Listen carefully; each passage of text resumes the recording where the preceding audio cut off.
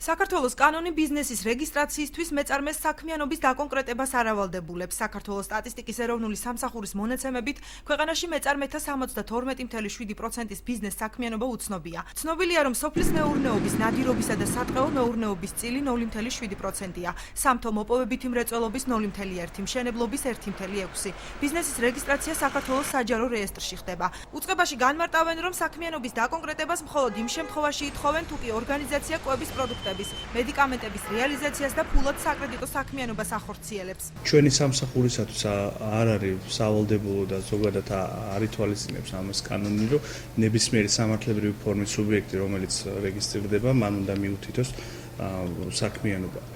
გამონაკლისი არის მხოლოდ იმ შემთხვევაში, თუ ესა თუ ის სამართლებრივი მქონე სუბიექტი დარეგისტრირდება და ის მომავალში აპირებს კვების რეალიზებას ან წარმოებას, ასეთ შემთხვევაში ის უთითებს უბრალოდ რა საქმიანობა უნდა განახორციელოს. ბიზნესმენი ელგუჯა თურმანიძე თვლის, რომ გამარტივებული რეგისტრაცია ბიზნესის განვითარებას უწყობს ხელს, თუმცა განაცხადში საქმიანობის უფრო დაკონკრეტება სახელმწიფოს ბიზნესის პრიორიტეტების განსაზღვრაში დაეხმარება. დაეხმარება სახელმწიფოს მონოპოლიური დარგების გარჩევაში, თავისუფალი კონკურენცია სად მეტად არის, სად ნაკლებად არის, სად არის ბუნებრივი კონკურენცია, სად ხელოვნური, მთელი რიგ ეკონომიკურ საკითხებში. თავის ძირითადი საქმიანობის რეგისტრაციის დროს არ მითითებით, ის ამით ვერ დაფარავს თავის საქმიანობის სფეროს.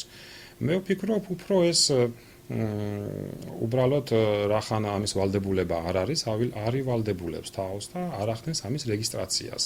ბიზნესმენის მოსაზრებას ეთანხმება ექსპერტი დავით ქათამაძე. მისი თქმით, აღნიშნული პროცენტული მონაცემების მიხედვით სახელმწიფოს ცალკეული დარგების შესახებ ინფორმაციის გაანალიზება გაუჭირდება. დამწყებ მეწარმეებს კი არ ექნებათ სრული სურათი, თუ რომელი ბიზნესის კეთება არის მომგებიანი. როდესაც 72.7% დარგთა შორის მაჩვენებლებში არის უცნობი, ეს რა თქმა უნდა სახელმწიფოს გაუძნელებს ეკონომიკური პრიორიტეტების განსაზღვრას.